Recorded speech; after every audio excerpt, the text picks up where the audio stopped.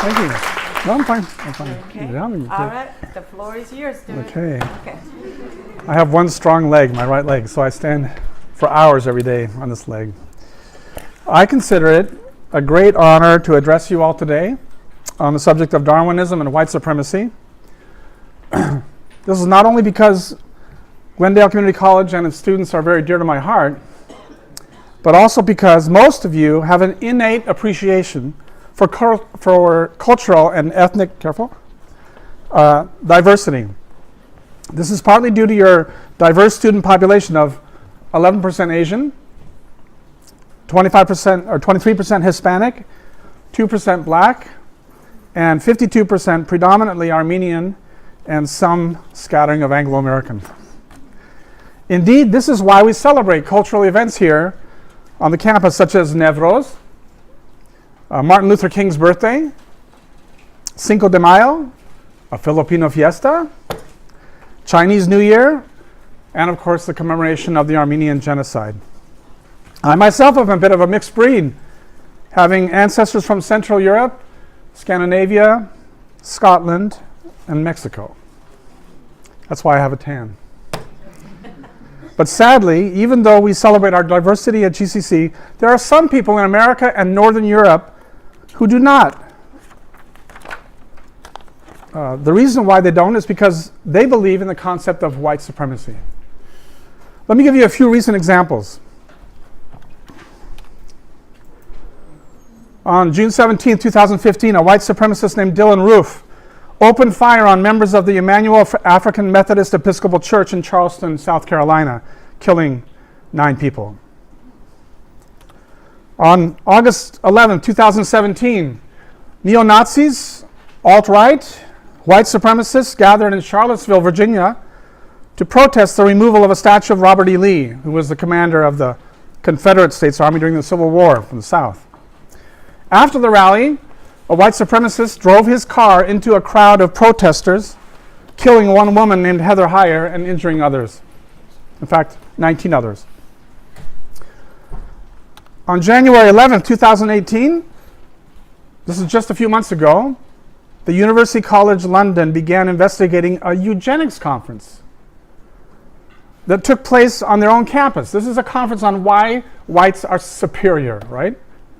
According to The Guardian meaning that famous newspaper in UK, the London Conference on Intelligence, do I have that? No. The London Conference on Intelligence was said to have been run secretly for at least 3 years by James Thompson, an honorary senior lecturer at the university, including contributions from a researcher who had previously advocated child rape.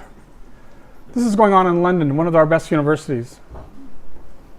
It is rather, to me at least, mind-boggling to think that after President Lincoln's Emancipation Proclamation back in 1860s, after the impact of Martin Luther King, John F. Kennedy, the Civil Rights Act of 1964, after we recently elected our first African-American president, after our cities and schools have become more international and diverse than ever before in history, that today we still find ourselves enmeshed by those who hold to the doctrine of white supremacy.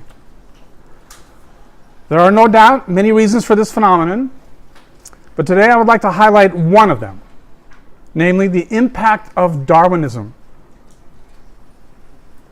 And let me say at the outset of my presentation that although I am critical of Darwinism, I am not questioning any scientific evidence of the evolutionary process, nor do I question the age of the universe being 5 billion years or more, nor am I one who claims to be steeped in the biological sciences.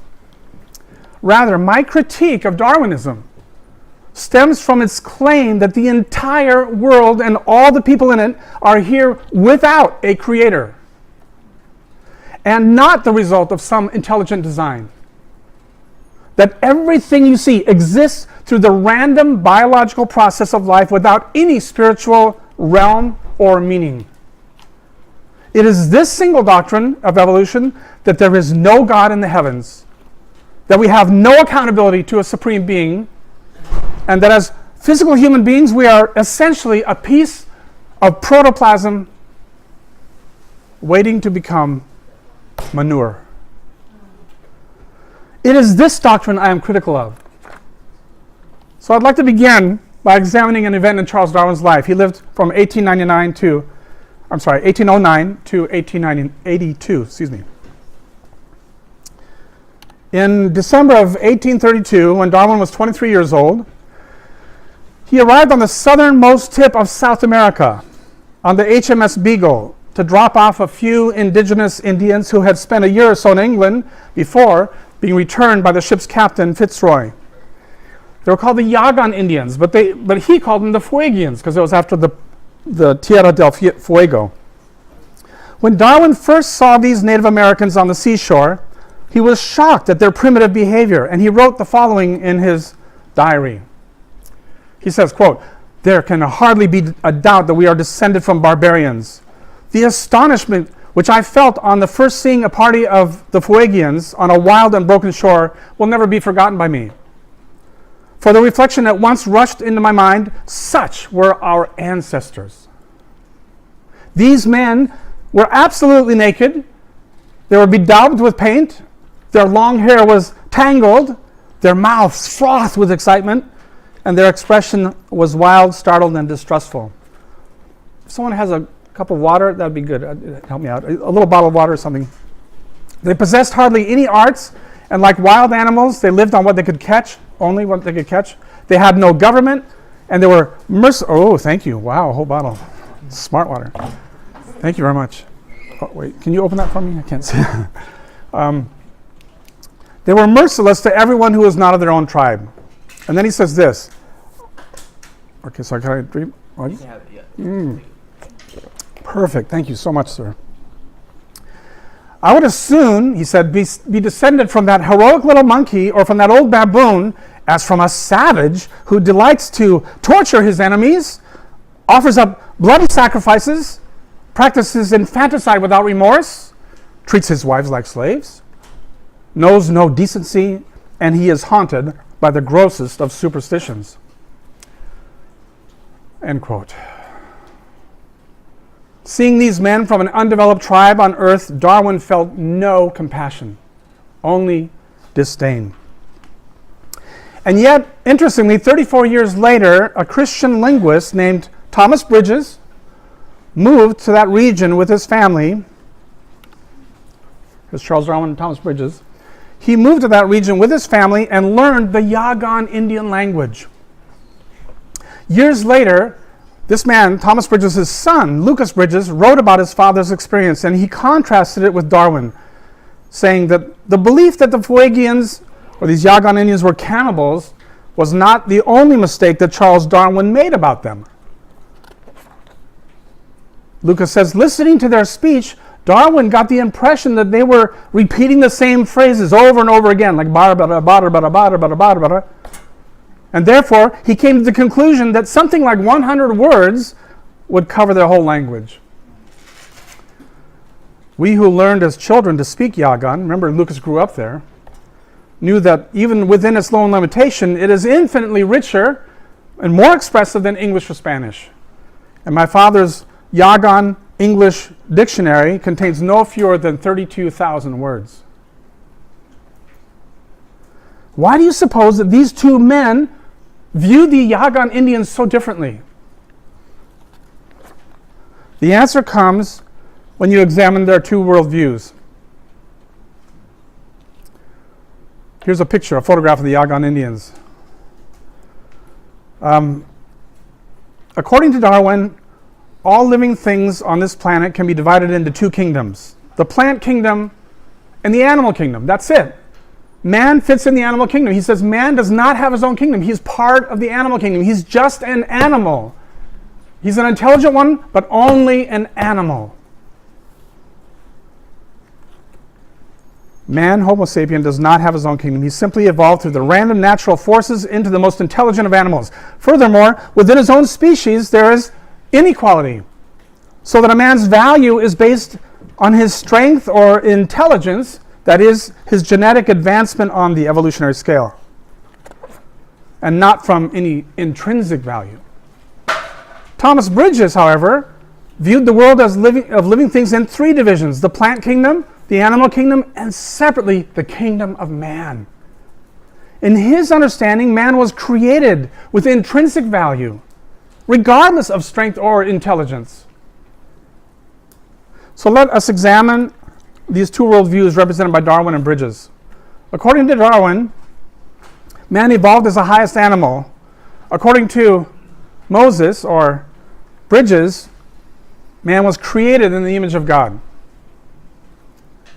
That is, he bears his image. There's something sacred about him, something different from all the animals, something that makes him much more valuable than all the animals.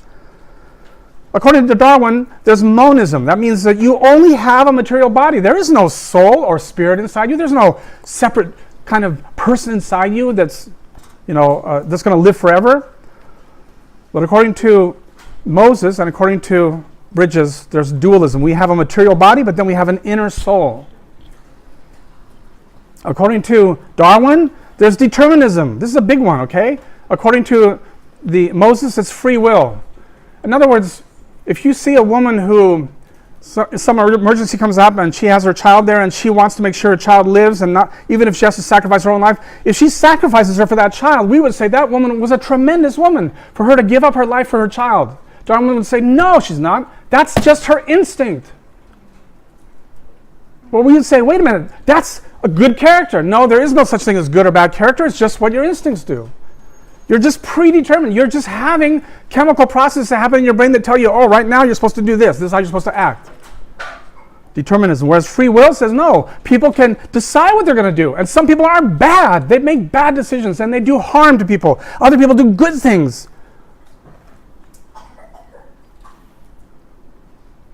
According to Darwin, a person has functional value based on what they can do, what they're capable of, how strong they are, what they can contribute to society. According to Moses, he has intrinsic value. It doesn't matter what their abilities are. If they're handicapped, if they're strong, if they're a celebrity, whatever. If they're a student at GCC, or if they're a student at Harvard. That person has intrinsic value. The same value, in fact. According to Darwin, men and women are born unequal. Only the strong have rights. According to Moses, we are born equal with innate human rights. According to Darwin, there's moral relativism, morality, laws. All these things are temporary things just for us to try to make sense of society. According to Moses, no, there's a moral objectification. There's a morality in every person's heart. Even if they don't have access to the commands of Moses, they still know it's wrong to kill, it's wrong to steal, it's wrong to lie, it's wrong to hurt people. According to Darwin, human life is actually disposable. According to Moses, it is sacred. And it is wrong to take human life. Here we have a quote from Darwin in The Descent of Man. At some future period, the civilized races of man will almost certainly exterminate. Yes, he did use the word exterminate.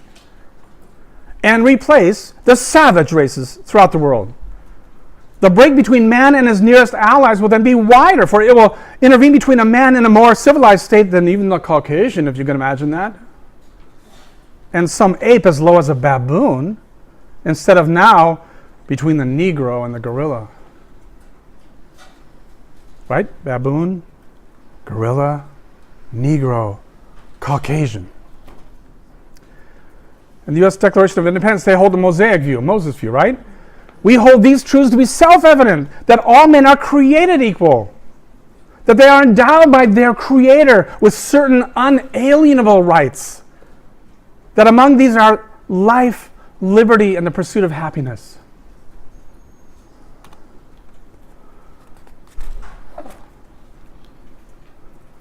What do you think? He thought these middle two were going to die off, right? And then there would be a bigger chasm between the Caucasian, or something even better than the Caucasian, and the baboon.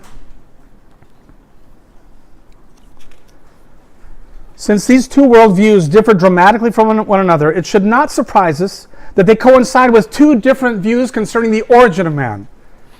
Darwinism espouses the out-of-Africa model of man's origin, whereas the biblical view espouses the Mesopotamia model. or maybe more accurately, Eastern Anatolia model. The out of Africa model, as we saw from the Descent of Man, Darwin believed that we evolved slowly over millions of years in Africa, beginning with the baboon, then evolving to the gorilla, then the Negro, and finally the Caucasian. And according to this theory, the Negro would eventually die out and be exterminated by stronger human tribes. And this would allow the Caucasian to carry the human species into the future, since Darwin considered their genes to be stronger and more developed. Hence, Darwin believed in white supremacy. The rest of mankind, especially in Africa and Australia, were not much higher than the primates. In his chapter entitled Comparison of the Mental Powers of Man and the Lower Animals, he says this: no animal is self-conscious, that he reflects on such points as from where he comes, or from where he will go, or what is life and death, and so forth. How little can a hard-worked wife of a degraded Australian savage, who uses very few abstract words and cannot count above 4, exert her self-consciousness or reflect on the nature of her own existence? He considered that woman to be a little more than an animal.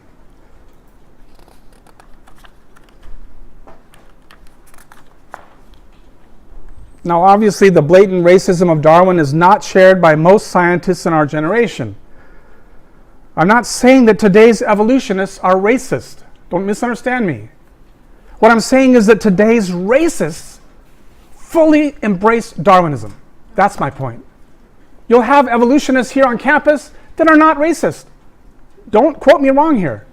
I'm not accusing them at all. I'm just saying that racists today love Darwin. And the racists today are more prevalent than you might realize. Consider National Geographic. In their most recent issue entitled Black and White, the editors have an entire article there apologizing for their previous racism and admitting things like, they said this right here, I just took it from a couple weeks ago about the magazine. In a full issue article on Australia that ran in 1916, the Aboriginal Australians were called savages, just like guess who else? Who ranked lowest in intelligence of all human beings. And that's the photograph they had of them. Sadly, their racist views, that of National Geographic, did not diminish with the advent of civil rights in the US. As late as 2006, what is that? Just 12 years ago. This magazine endorsed the view that certain African tribes represent a more primitive language and intelligence. It was called The Greatest Journey, 2006, March, I think it is. And this is the quote. They said, ancestral DNA markers turn up most often among the San people of the southern Africa and the Biaka Pygmies of Central Africa, as well as in some East African tribes. The San and the two of the East African tribes also speak languages that feature a repertoire of unique sounds, including clicks. Like that, wait. I need some more water.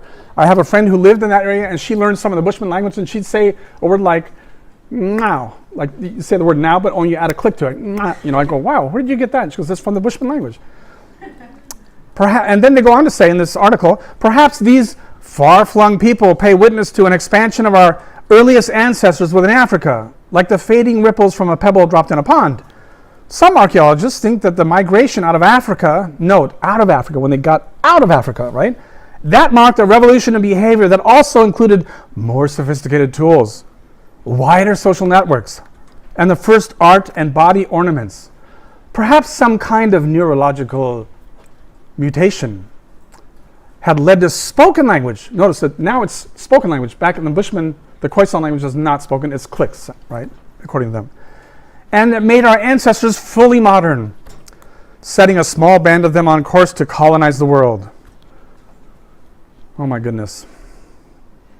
When National Geographic maintains that the African Bushmen and the Pygmy tribes are far-flung people, similar to our earliest ancestors, and that man's exit from Africa was accompanied by a revolution in behavior, more sophisticated tools, a neurological mutation which led to spoken language, right, and made our ancestors fully human, then we need to acknowledge that racism is still present even among today's leading Darwinists. I get the impression that Jim Shreve, who wrote this article, had never studied the Khoisan language. In essence, he made the same conclusion Darwin did when he heard the Yagan language, thinking that it was so primitive that maybe it was only a couple hundred words of vocabulary and so forth. But the Khoisan language is just as sophisticated as French or Arabic or Cantonese. Maybe in his mind he was thinking we went from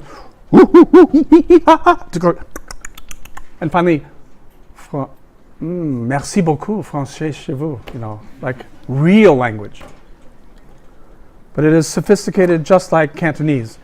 Cantonese contains 6 to 9 different tones to help distinguish the meaning of words. And Khoisan can have up to 15 different clicking sounds to distinguish the meaning of words. And if you look at the Sandawe, that's one of the Khoisan languages, it has a dictionary that is 232 pages long.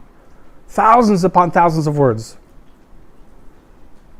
Okay, let's look at, here's the biblical model or the Mesopotamian model of man's origin. It says that we came from one spot and we were one family, and we all descended from one family recently, not millions of years ago from an ape-like mitochondrial Eve in Central Africa, but perhaps only 5,000 to 10,000 years ago from the region of eastern Anatolia and northern Mesopotamia.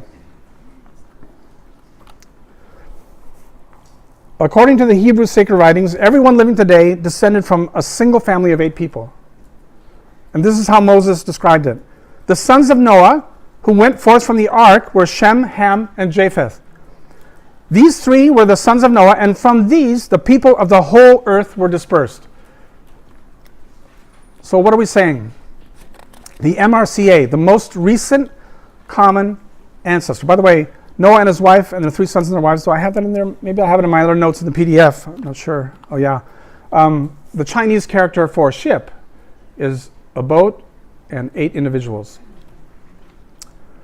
So it goes way back to this. They knew the story of Noah. So we look at Mrs. Noah as far as the female, our mother, the common mother that we all share here on earth. It would be the wife of Noah. When Douglas Rode of MIT, Massachusetts Institute of Technology, when he did his research on the most recent common ancestor, the MRCA, he concluded the following. This is what he said, quote, "The MRCA of all present-day humans lived just a few thousand years ago. Not millions of years ago. Just a few thousand years, we all share the same grandma, abuelita, babushka, all your favorite, As far as our female MRCA, that would be Noah's wife. At this point, I would like to illustrate these 2 claims of man's origin with a set of photographs. Natalia Ivanova is an award-winning photographer in Paris, France. And she has made it her ambition to photograph young women from all over the world, showing how beauty is woven into every tribe and nation on earth. So I contacted her and asked her permission to use her photographs for this presentation at Glendale. And she was very gracious. She sent me the stunning portraits of 24 women with high quality images. And if you would like to see her entire collection, you can do so at the following website. So lesorigines-de-la-beauté.com. So let me show you a photograph of a Fulani woman from the heart of Africa. According to Darwin, right, or the Darwinists, they say that our mitochondrial Eve must have come from Central Africa, like this Fulani woman. But when you see her, you can imagine perhaps that the rest of African tribes could have descended from her, but it would be hard to imagine a Chinese person or a European person descending from a woman with these features. Likewise, what about Northern Europe? When we see a British woman, we can't imagine an Asian descendant or an African descendant coming from her, right? Just as unlikely. The same is true for a Chinese woman. We can't imagine a European or African descendant from her. But now let me show you a photograph of a woman from eastern Anatolia, someone whose DNA stems from the foothills of Mount Ararat.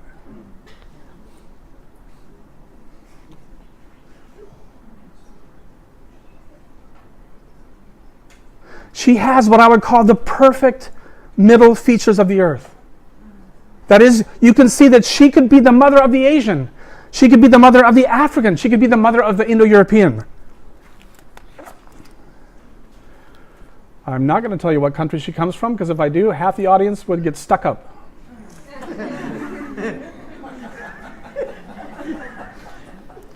I'm just going to say that if she came here to Glendale, she'd fit right in.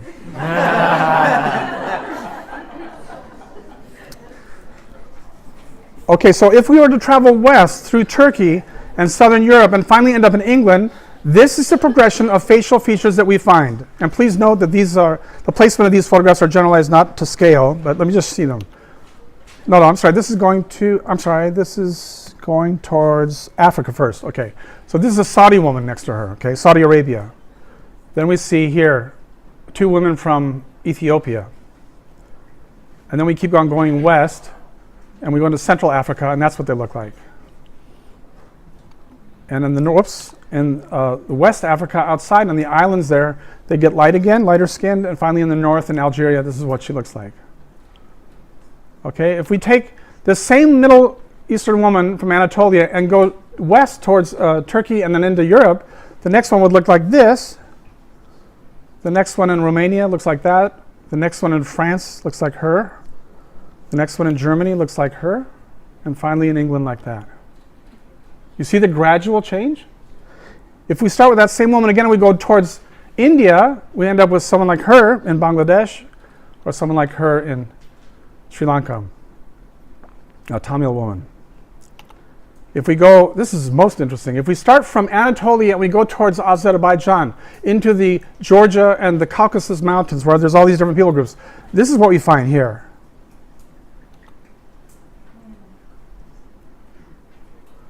We head towards Kazakhstan, Kyrgyzia, finally Korea, and China. Okay, so putting it all together, this is what we have. Here she is in the middle, Anatolia, going to the northwest and the southeast. That's the Indo-European family. Going towards the Arabian Peninsula and into Africa, that's the African family. And then going up northeast towards Central Asia, she comes all the way to China, and you can see the features of her eyes. And in every one of these cases, you can see the features of everything. Their skin, their eyes, their nose, their lips, everything changes gradually. I can say at this point that one of the problems we've had in America, okay, is that our forefathers came from England, which is the most extreme part of this Indo-European family, right? The British girl's really fair. And then those African people who were brought to our country, they came from West Africa, the most extreme part of Africa.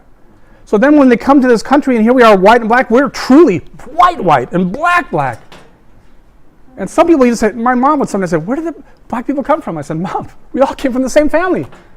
We all started Middle Eastern. We had the same color. We had the same, everything. And of course, then the Asians who come to our country, they come from China and from Korea, and again, from the extreme. So America is this odd place where the people gathered from the extremities of the different continents, not from the middle of them.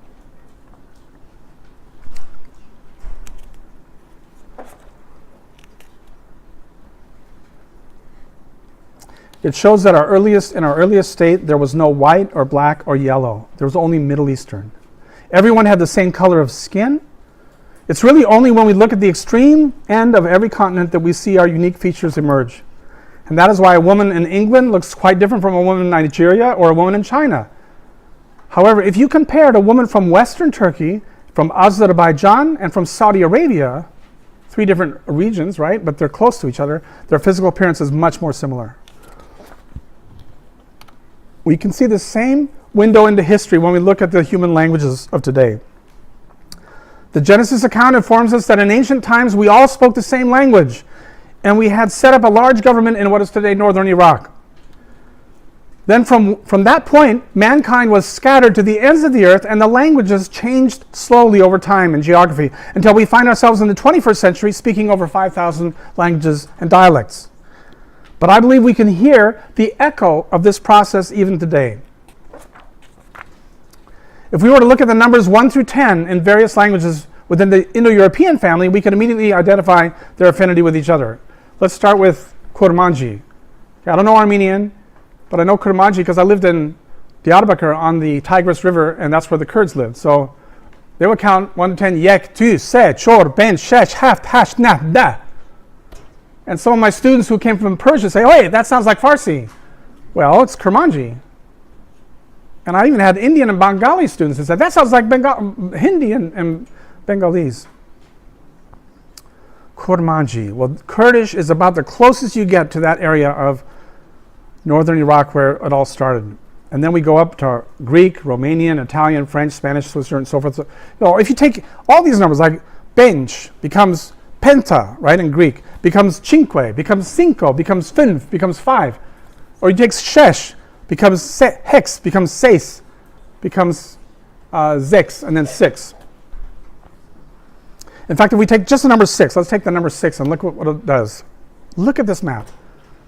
It's just one word in all these different languages, and you can see how they're just spread out. They were the same word. We clearly have an echo into something that happened way back then, and we migrated from one spot, and we all changed our language slowly as we migrated away, right? It wasn't all of a sudden, overnight.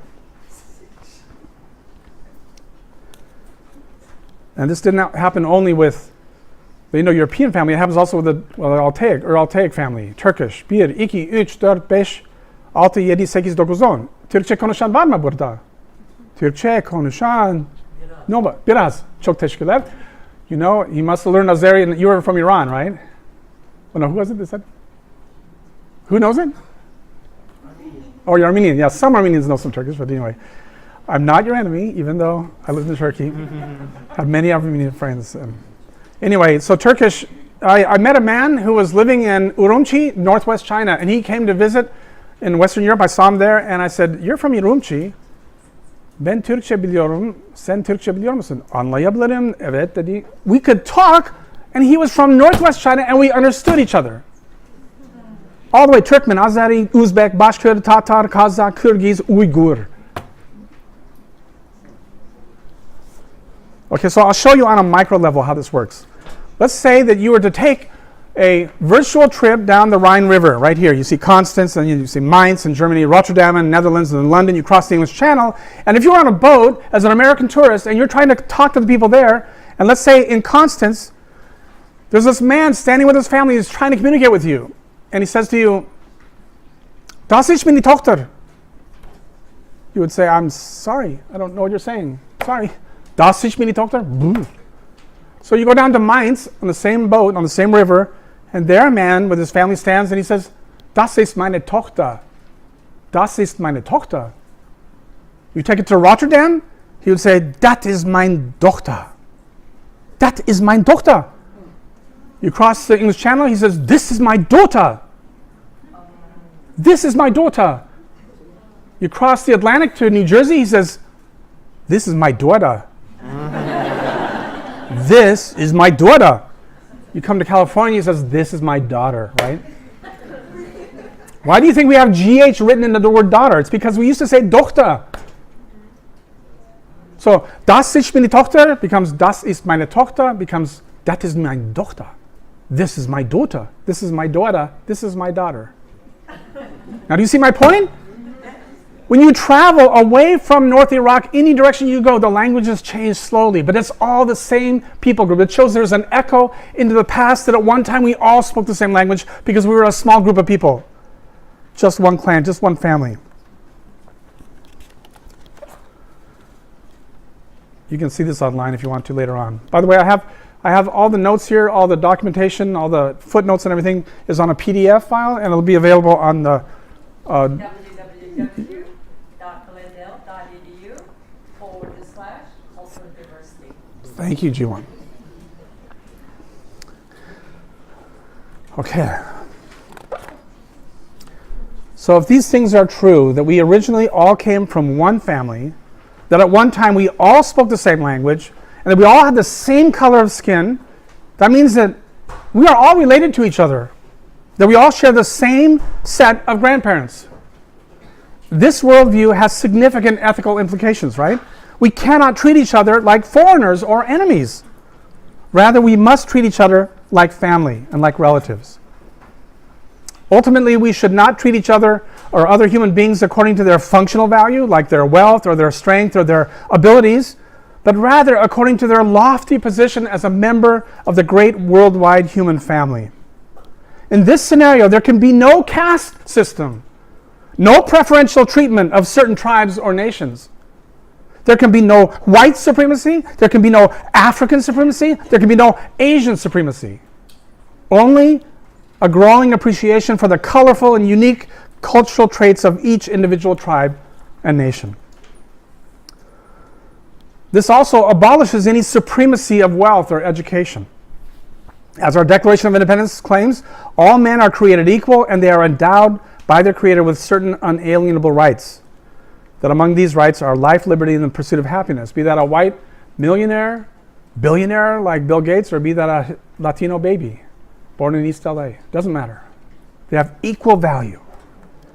Moses' writings reflect this same ethic, which we can see in his command to treat foreigners with respect. He says here, when a foreigner resides among you in your land, you must not, or you do not mistreat them. The foreigner residing among you must be treated as your native born. You love them as yourself, for you were foreigners in Egypt. Okay, what happens when we come to the ethical implications of Darwinism? As we turn to Darwinism, we encounter a different scenario. In the great evolutionary journey from ape to man, in the great competition for the strongest members of a species to survive and the weaker members to die off, there is one cardinal rule, and that is man is not born equal. A human being's value is not intrinsic. Rather, his value increases with intelligence and strength. It is for this reason that Charles Darwin and those who followed him often referred to superior and inferior groups of human beings. In fact, Francis Galton, Darwin's second cousin, coined the word eugenics. That's the first time we've heard that word from him, from Galton, meaning good birth. Eugenics means good birth, clean birth. In order to encourage governments to decrease the population of inferior humans and increase the population of superior ones, one of Darwin's children, Leonard Darwin, that's a picture of him right there, he served as a chairman of the British Eugenics Society from 1911 to 1928, and he wrote a book in 1929 called What is Eugenics? I think I have the only copy left on eBay. Okay, I looked for it, and sure enough, I found it. I spent the $20, and you can come up here and look at it yourself. Absolutely amazing what he says here. I took photographs of the book to show you this is not just a quote. These are the photos from chapter 7, Inferior Stocks. Okay, what does he say? He quotes here, "It has been said that the future welfare of our nation might be greatly improved by attention now being paid to the breed of the coming generations. This could be done by either making superior stock leave more and inferior stock leave fewer descendants behind them. The methods of dealing with inferior stocks will first be considered. There are two ways of acting when the aim is the production of smaller families by persons of bad stock. And these are persuasion and, if necessary, compulsion. As to the inferior types, we cannot, as we have seen, reduce the number of their descendants by the simple expedient of murder. All that can be done to lessen the size of is to lessen the size of their families." Isn't that a comforting thought, that he would not murder us, but just sterilize us so we don't have children? This is Leonard Darwin. I can imagine him talking with the professor of eugenics in University of Berlin and saying to him, "Heinrich, what shall we do with this miserable, inferior stock of humanity?" "I don't know, we have to find a way to get rid of them from the earth." "Well, we can't exactly reduce the number of their descendants by the simple expedient of murder. All that we can do is sterilize them, choke them out slowly." But how are experiences to be gained if no one is willing to make the first move, right? Who's going to start sterilizing? Watch this. This will blow your mind. Something I had no idea about until I did research for this topic. Case histories offer a glimpse. Does he say it here? Let's see where we... how such experiences should be gained if no one is willing to make a move. Luckily, there is one place in the world, the only one place to which we can look when seeking for practical information in regard to sterilization, and that is the state of California. It's like, what are we doing in here? This is a book written by a British person. in the United States. Oh my goodness, I was blown away. I thought, I'm looking at all this stuff, and sure enough, 1929, when I wrote this book, we had done 5,000 sterilizations in California. Oh my goodness.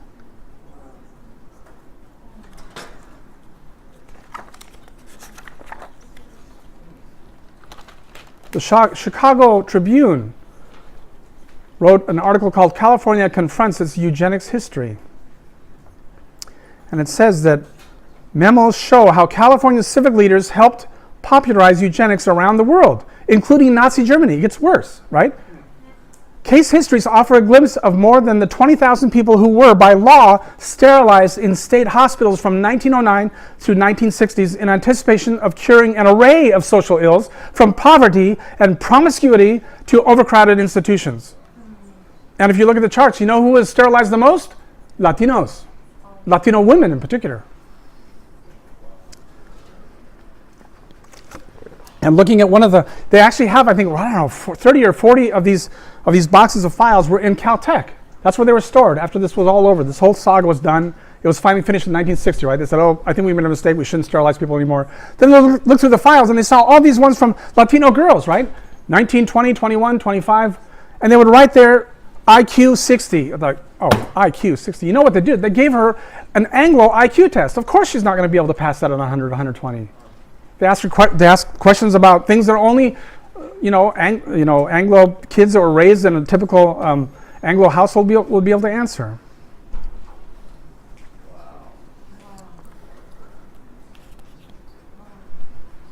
In anticipation, okay, so then we go on and to the next. Oh no! Now see this here. This is a publication of the Human Betterment Foundation in Pasadena, California. Look at this. I decided I'm going to go to the building. It says right here the address was 321 Pacific Southwest Building. I went down there, and I've driven by there before. If you go to Pasadena on Colorado Boulevard and Marengo, there's this beautiful building built in 1924 called the Pacific Southwest Bank Building, right? And on the third floor in 321, this is where these people met. This was going on when my mom, right over there, was about 10 years old.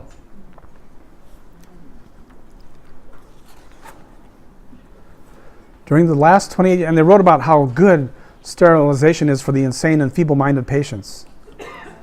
10,000. Well, we did 20,000 sterilizations from 1909 to 1960, and then somebody in that Human Betterment Foundation decided to go to Germany and teach the new Nazi party, who had not had the war. No, this is in the 1930s, before they started World War II. They thought Hitler was great, and they taught Hitler's doctors how to sterilize so that the Germans could do it. And of course, they're much more efficient than we are. So as The Guardian they put an article out, Hitler's Debt to America. So C.M. Goethe and E.S. Gosner were part of this Human Betterment Foundation. It had a professor from USC, a professor from UCLA, and 2 professors from UC Berkeley, and the president of Stanford, and all these great minds were part of this group saying we must cleanse our people from all this inferior stock. We have to find a way to sterilize people that shouldn't be here. And so then Goethe goes to Germany to help these doctors, and he writes back E.S. Gosner. He says, you'll be interested to know that your work has played a powerful part in shaping the opinions of the intellectuals behind Hitler in this epoch-making program. Everywhere I sense that their opinions have been tremendously stimulated by American thought, and particularly by the work of the Human Betterment Foundation. I want you, my dear friend, to carry this thought with you for the rest of your life, that you have really jolted into action a great government of 60 million people. Thank you, Human Betterment Foundation, who met in Pasadena.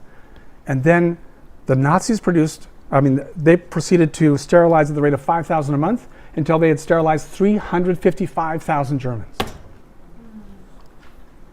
How could this have happened?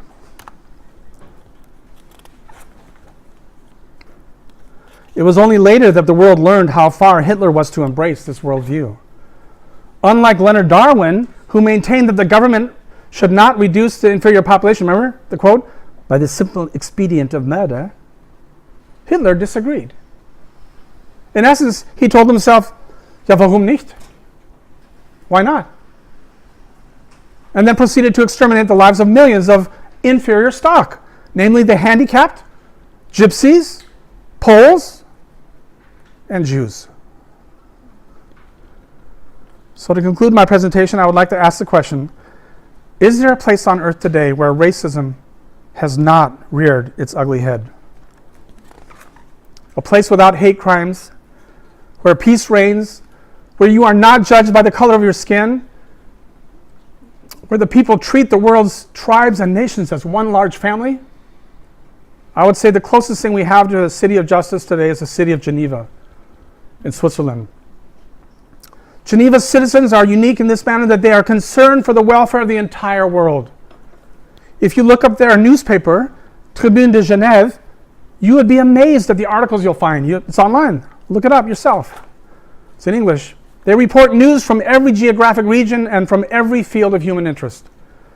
They truly have a global perspective on life. This is not like CNN. You go on CNN or Fox News or whatever your favorite paper is, what are you learning about the Kardashian family? Like, just really what we want to know, you know. Geneva is the host city to 22 different international organizations dedicated to the well-being of our planet, not of the country, of our planet, right? The World Health Organization, the World Trade Organization, International AIDS Society, the Red Cross, the Red Crescent, the United Nations, the UN High Commissioner for Refugees, the Geneva Conventions, right? The humane treatment of POWs, the International Union for Conservation of Nature. All these organizations are interested in all the world, not just for Geneva or for Switzerland or for even Europe. They're just as concerned about what happened with the people getting Ebola in Western Africa as they are in, of course, you know, Europe, the flu in Europe or whatever. The question is, how did Geneva become this advanced in their thinking that prejudice and bigotry are virtually nowhere to be found? If you go back 500 years, you'll discover the answer.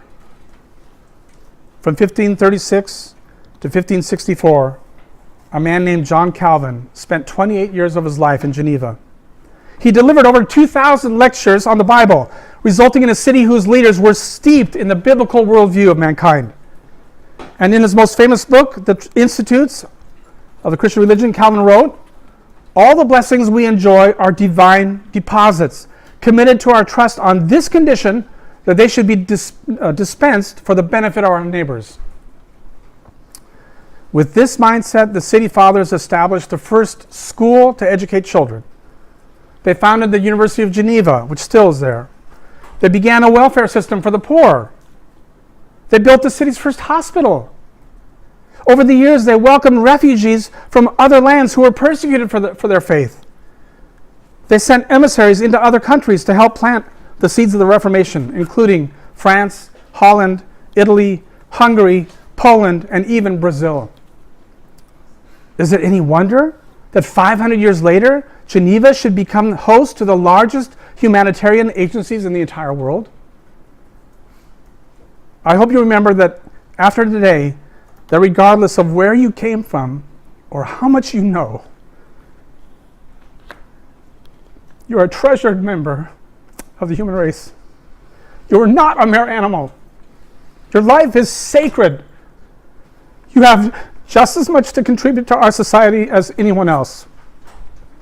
I stand before you as a handicapped man, an amputee who's missing a leg, and yet my life is still infinitely valuable. I am not part of an inferior stock. Neither are you. Thank you.